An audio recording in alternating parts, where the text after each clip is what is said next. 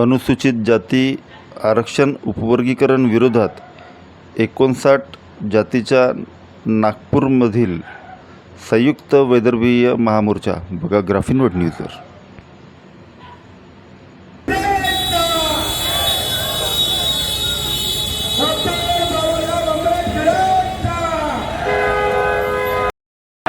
Committee हाय हाय, बदर committee हाय हाय, बदर committee हाय हाय, आवाज दो, आवाज दो, आवाज दो, आवाज दो.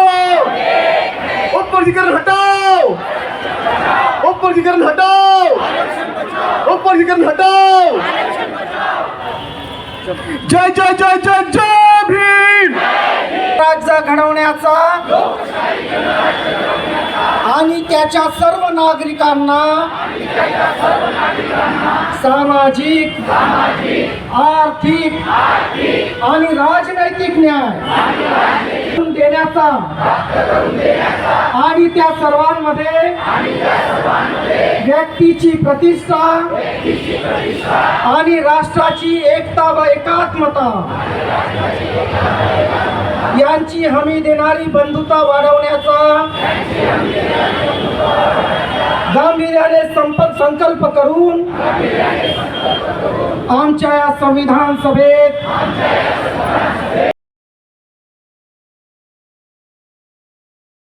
उपवर्गीकरणच्या संदर्भामध्ये उपवर्गीकरणला विरोध म्हणून या ठिकाणी संपूर्ण विदर्भामधून आणि संपूर्ण नागपूर शहरातल्या विहारामधून ज्या आमचे उपासक उपासिका आणि 59 जातीमधले सर्व बांधव आणि भगिनी या ठिकाणी उपस्थित झाले, त्यांना या ठिकाणी सॅल्यूट करते, वंदन करते, जय भीम करते.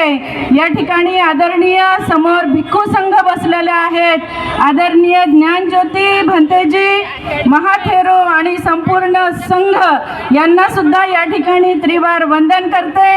आपल्याला एवढीच विनंती आहे की आपण हा जो मोर्चा आहे तो इतक्या मोठ्या संख्येने या ठिकाणी स्मिता कांबळे असोत की आमचे अमनभाऊ कांबळे असोत, प्रीतम बुलकुंदे असोत की आकाश मून साहेब असोत, या सर्व जणांनी इतकी ताकद, त्याचबरोबर जरी या डायसवर कुणी बोलू शकले नाही किंवा इथे उपस्थित राहिले नाही, पण तरी सुद्धा समोर बसणारी जी विद्वान मंडळी आहे, जी आंबेडकरी विचारांना समर्पित मंडळी आहे, जे आमचे 59 जातीतील सर्व बांधव आणि भगिनी आहेत, ज्यांनी या मोर्चाला ताकद दिली, ज्यांनी कुठेतरी एक मोठी संघटित शक्ती, कारण नागपूर हे मुख्यमंत्र्यांचं होम टाउन आहे आणि या होम टाउन मध्ये आपल्या सगळ्यांच्या एकजुटीची ताकद आपण दाखवून दिली. आपण सर्वांना या ठिकाणी वंदन करते, सॅल्यूट करते आणि समाजाची हीच ताकद, हीच एकजूट, हीच मूठ आपण अशाच पद्धतीने 59 जातीमध्ये भांडव लावण्याचं कार्य शासन करत आहे. एकमेकांचा सामाजिक विकोपाला नेण्यासाठी विभाजित करण्याचा जो कुटील कारस्थान हे शासन करत आहे, त्या शासनाचा या ठिकाणी मनुवादी शासनाचा आपण या ठिकाणी निषेध करूया आणि हा मोर्चा आपल्या सर्वांच्या नेतृत्वामध्ये या ठिकाणी इतक्या मोठ्या संख्येने निघाले. आमचे युवा ग्रॅज्युएटचे बांधव असोत, आमची तरुण मंडळी असो, या ठिकाणी क्रांती सारखी जी तरुण मुलगी आहे, जी सातत्याने ग्रामीण क्षेत्रामध्ये आणि पूर्ण शहरामध्ये फिरली, सर्वांना जय भीम. ही एकजुटीची ताकद आपण अशीच ठेवावी अशी या ठिकाणी अपेक्षा करते. धन्यवाद. जय भीम. नमो बुद्धाय, नमो अशोका, जय भीम. साथियों, मेरे भाई और बहनों, मैं बोला सभी लोग मराठी में बोलते हैं, 40 सेकंड नहीं, थोड़ा डबल बढ़ाते हैं. और यहाँ भंते जी, हमें ऐसा एक मोर्चा निकालना है, हमें किसी को भीख नहीं मांगना है. अरे तुम हमको क्या भीख देंगे, इसकी शुरुआत बता रहा हूँ मैं. मेरा एक स्टूडेंट जो भंडारे यहाँ का शुरुआत कैसे हुई वो बता रहा हूँ. जिसका नाम भोंडेकर है, वो 10वीं में 10 बार 3 बार फेल हुआ, 12वीं में एक बार लॉ कॉलेज में प्रिंसिपल था, वहाँ 0 मार्क मिले। उसने शुरू किया भोंडेकर भंडारे से उपवर्गीकरण। एडवोकेट मुंज साहब, चिंता कामरे सर और आप लोग आयोजक सभी भाई और बहनों, ये सही बात है कि नहीं? वो भोंडेकर को आडेकर करके रख दूंगा मैं। मेरे भाइयों, हमारे में बड़े पद देते हैं जज का, वो लोग राज्यपाल बनने के लिए हार खाते हैं, इसी का इफेक्ट है। इसलिए मैं गवर्नमेंट ये कर रहा है, गवर्नमेंट वो कर रहा है, मैं इस बात को बिल्कुल नहीं मानता। अरे घर के लोग शेप कर रहे हैं, इस बात को जानो। कामरे साहब, एडवोकेट साहब, अभी इसके बाद पुनः करार का मोर्चा निकालो, पुनः करार। तुम्हारे में दम है तो ठीक है, अकेला निकलूंगा पुनः करार का मोर्चा, और हजारों करोड़ों की संख्या में। हमको भीख नहीं चाहिए, हमको पुनः करार चाहिए। दोस्तों, 2 वोट वाला पुनः करार। क्रांतिकारी जय भीम. अधिक वेळ घेणार नाही, पण ज्या प्रकारे बांधवांनो आज आपण इतिहास घडविलेला आहे, 59 जातीची एकजुटता हीच आपली ताकद आहे. संपूर्ण विदर्भातील 11 जिल्हे, 120 तालुक्यामध्ये रोज आम्ही जवळपास 10-11 सभा घेऊन पिंजून काढलेला आहे विदर्भ. यामध्ये केवळ विदर्भातीलच नाही तर महाराष्ट्रातील मोठ्या प्रमाणात हजारोच्या काय लाखोच्या संख्येने या ठिकाणी बांधव उपवर्गीकरणाचा विरोध करण्यासाठी या ठिकाणी आलेले आहेत. मी प्रत्येक सभा, बैठका, मीटिंग मध्ये हे सांगितलं की बाबांनो, आपण येत आहोत डॉक्टर बाबासाहेब आंबेडकरांचा सामाजिक जो रथ, अनेक काबाड कष्ट, हाडाची काढा आणि रक्ताचं पाणी करून डॉक्टर बाबासाहेब आंबेडकरांनी इथवर आणलेला आहे. तो उपवर्गीकरणाच्या माध्यमातून व्यक्तींची मागे जाता कामा नये. डॉक्टर बाबासाहेब आंबेडकरांना उत्तर देण्यासाठी आपण या क्रांती भूमीमध्ये एकजुटीचा, म्हणजे केवळ एकच जात नाही तर 59 जातीचा हा महामोर्चा खऱ्या अर्थाने केवळ नागपूर नाही, विदर्भ नाही, महाराष्ट्र नाही, पूर्ण देश गाजवलेला आहे. उपवर्गीकरणाच्या विरोधातला नागपूर मधील आजचा हा मोर्चा संपूर्ण देशातील सर्वात मोठा महामोर्चा ठरलेला आहे. आणि तो क्रांतीभूमी, दीक्षाभूमी मधून काढलेला आहे, ज्या संघभूमीमधून हा निर्णय आलेला आहे. आम्ही काही मूर्ख नाहीयेत न समजायला. सर्वोच्च न्यायालय म्हणजे सर्वोच्च नाही. निर्णय आला तर तो भारतीय जनतेवरती बंधनकारक असतो, पण समीक्षा करायचा अधिकार कुठल्या निर्णयाचा तो जनतेला संविधानाने दिलेला आहे. जो डॉक्टर बाबासाहेब आंबेडकरांनी आम्हाला शेड्यूल कास्ट म्हणजे जातीला आरक्षण नाही दिलं तर क्लासला दिलेलं आहे, होमोजिनस आहे. आणि या जातीला तुम्ही वेगळं करू शकत नाही. स्वतः संविधान सांगतं अंडर आर्टिकल 341 ईव्ही चिन्ह याची केस सांगते की तुम्ही याच्यामध्ये सब कॅटेगरायझेशन करू शकत नाही. तरी सुद्धा 7 जजेसचं घटनापीठ बसतं आणि उपवर्गीकरणाचा निर्णय येतो. म्हणजे कोर्टाचा निर्णय पलटवतो. काय सुरू आहे? काय महाराष्ट्र शासन याचिकाकर्ते होते? ते तर दविंदर सिंग पंजाबची केस होती, तरी सुद्धा एवढी घाई का? 1 ऑगस्ट 2024 ला लोकशाहीर अण्णाभाऊ साठेच्या जयंती दिवशी निर्णय येतो. तारखा लक्षात ठेवा. बदल कमिटीची स्थापना कधी होते? 14 ऑक्टोबर 2024 ला. तारखा लक्षात ठेवा. यांचं षडयंत्र ओळखा. ज्या भारत देशाची परंपरा आहे, संविधानाचा ड्राफ्ट डॉक्टर बाबासाहेब आंबेडकरांनी जनता अडाणी असताना जनतेला सार्वजनिक केला वाचायसाठी.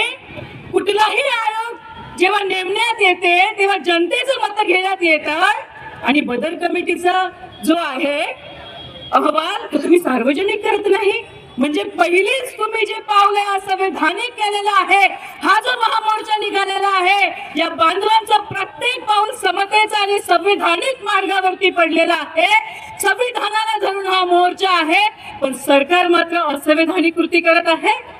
आणि म्हणून बांधवांनो, आम्ही हे एकच सांगितलं, 2 वर्षापासून सतत आम्ही हा लढा लढत आहोत. आम्हीच नाही, तमाम संघटना एकत्रित येऊन की उपवर्गीकरणमुळे संपूर्ण 59 जातीचा सत्यानाश होणार आहे. सुरुवातीला उपवर्गीकरण, मग त्याची परिणती क्रिमिलेअर आणि मग तिसरं पाऊल आरक्षण संपविण्यामध्ये होणार आहे. हा डाव आपल्याला उधळून पाडायचा आहे बांधवांनो. अनेक लढे आपण लढले आणि जिंकले देखील. संघर्ष आपल्याला वाटायला आलेला आहे. सुमार विरोध पत्करून डॉक्टर बाबासाहेब आंबेडकरांनी स्वतःच्या परिवाराकडे लक्ष न देता 4 मुलं गमावली आणि आपल्याला सामाजिक न्याय मिळवून दिला. त्या रथाचे तुकडे करणं आरक्षण हे सहज संपवू शकत नाही, पण आरक्षणाच्या माध्यमातून हे तुकडे करत आहे. कोर्टाने त्यांचा मार्ग सुकर केलेला आहे. उपवर्गीकरण म्हणजे मनुवाद, जातीवाद, विषमता मजबूत करणारा हा निर्णय आहे. पण आम्ही जिवंत आहोत.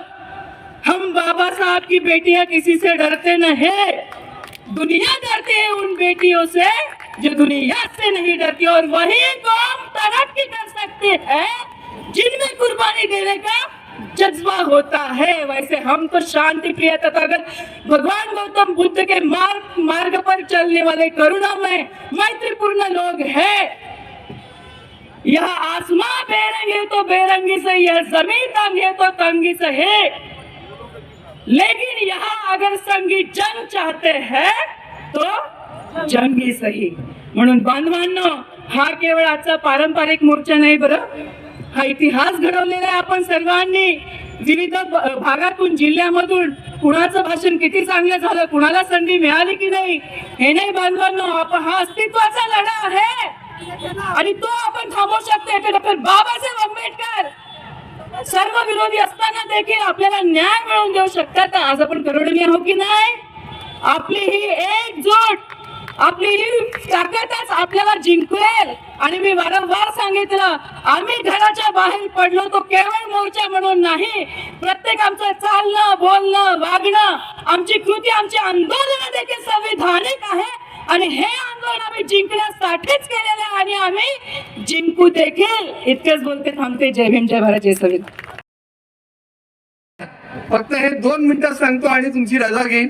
त्याच्या आधी ह्या महामोर्चाला ज्या ज्या लोकांनी प्रत्यक्ष अप्रत्यक्ष सहभाग दिला, मदत केली, जेवण आणलं आणि आपल्या लोकांची काळजी घेतली, त्यांचे फार फार आभार.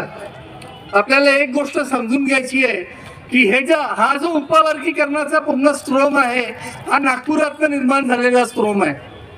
उपवर्गीकरण अनुसूचित जातीमध्ये होऊ शकत नाही.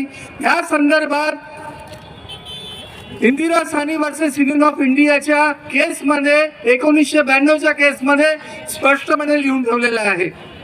तरी सुद्धा त्याची दखल न घेता आणि ते उपवर्गीकरण अनुसूचित जातींना सुद्धा लागू शकतं अशा पद्धतीचा जो निर्णय आलेला आहे state of Punjab versus Davinder Singh, त्या निर्णयाची त्या निर्णयाचा जेवढा आपण कटाक्ष केला पाहिजे तेवढा कमी आहे.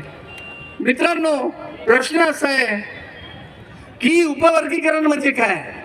उपवर्गीकरणाची व्याख्या एकदम सोपी आहे. उपवर्गीकरण काय म्हणतं की अनुसूचित जातीमध्ये जर 59 जाती महाराष्ट्रात आहेत आणि ज्या सरकारला वाटतं की त्यांचा विकास झालेला नाहीये, त्या जातींना वेगळं काढतील.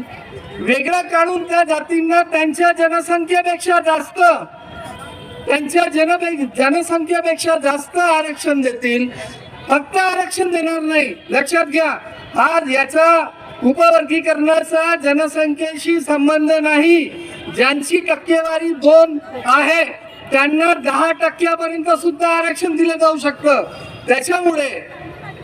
त्याच्यामुळे प्रश्न असा आहे की जर ह्या देशामध्ये, ह्या महाराष्ट्रामध्ये जर एक अनुसूचित जाती 10% असेल, जर महार 10% असतील, जर चामार 3% असतील, जर मार्तंग 2% असतील, तर आरक्षणाचं पहिलं प्रावधान म्हणतं की तुम्ही जनसंख्येप्रमाणे आरक्षण द्या. आणि जर तुम्ही आरक्षणात उपवर्गीकरण करताय तर हा कोण होऊन गेला सुप्रीम कोर्ट जो आपल्याला सांगतोय की नाही आम्ही आरक्षण जनसंख्येच्या आधारावर देणार नाही, तर आम्ही आरक्षण कशाच्या आधारावर देऊ? आम्ही बघू की कोणता अविकसित जास्त आहे. अहो मी तुम्हाला सांगतो, ह्या महाराष्ट्रात तुम्ही जनसंख्येचा अभ्यास करा. या महाराष्ट्रात जे 10% महार समाज आहे त्याच्यातले 95% लोक आजही झोपडपट्ट्यांमध्ये राहतात.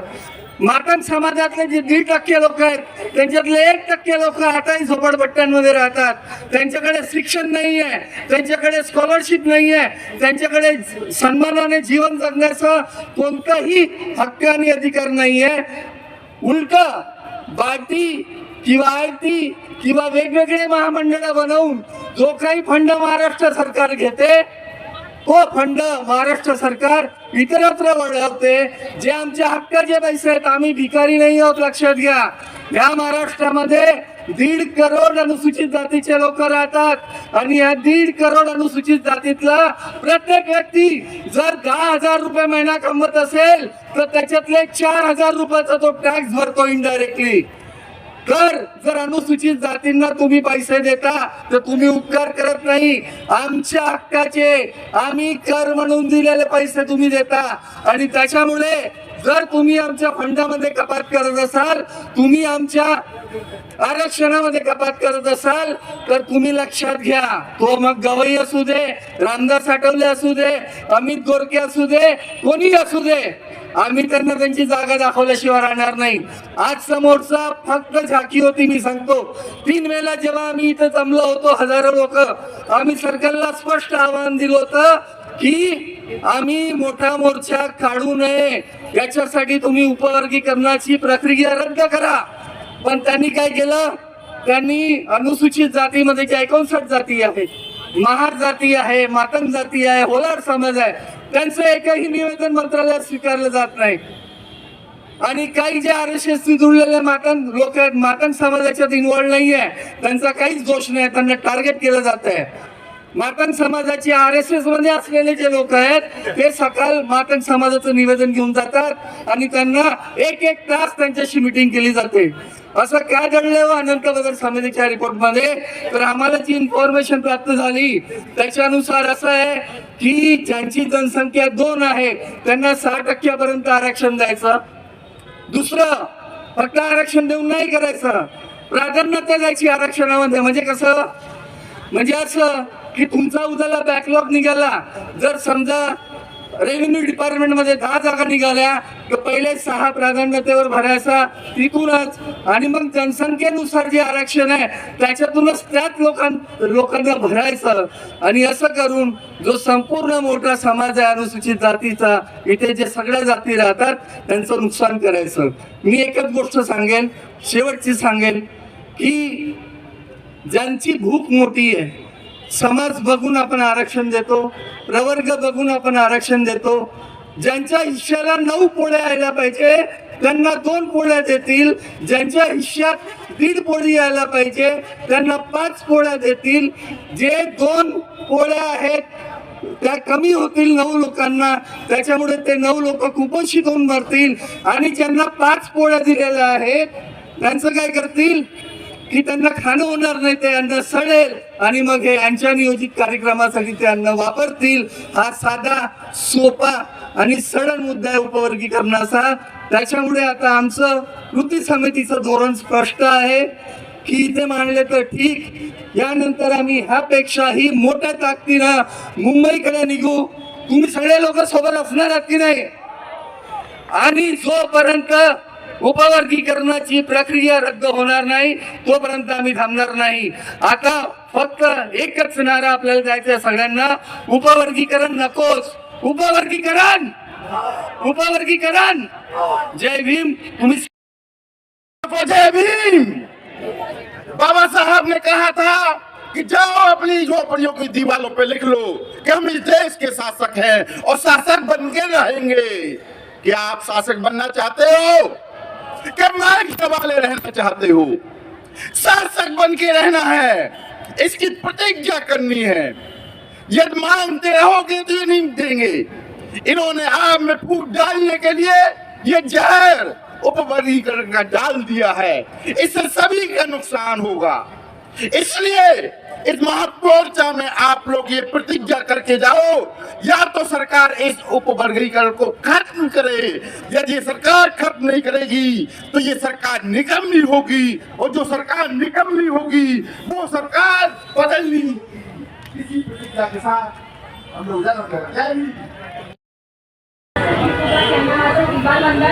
आणि धम्मबांधवांना क्रांती आज्ञावेचा क्रांतिकारी जय भीम। हॉस्टेलमध्ये सुद्धा उपवर्गीकरण डोकावून पाहत आहे। आता या सगळ्या घटनांमुळे युवक घेतलेले गेलेला आहे, त्याच्याकडे काही करेल आणि सुधारण्यासाठी काही आहे। मग चहा पकोड्याच्या स्टॉल शिवाय त्यांच्याकडे पर्याय राहणार नाही। पण या सरकारला या लोकांना ढोल महाग सांभाळ या लोकांच्या हातात बनलेलेही चालणार नाही। मग युवा वर्ग करतील तर काय करतील? आता या सगळ्या धोरणाला या आपल्या मोर्चाला यशस्वी करण्यासाठी आपले ब्लू क्लब असो मेट्रो से आणि या सगळ्या धम्म बांधवांना आमचा धन्यवाद आहे। इथेच आपला असे मी जाहीर करते। जय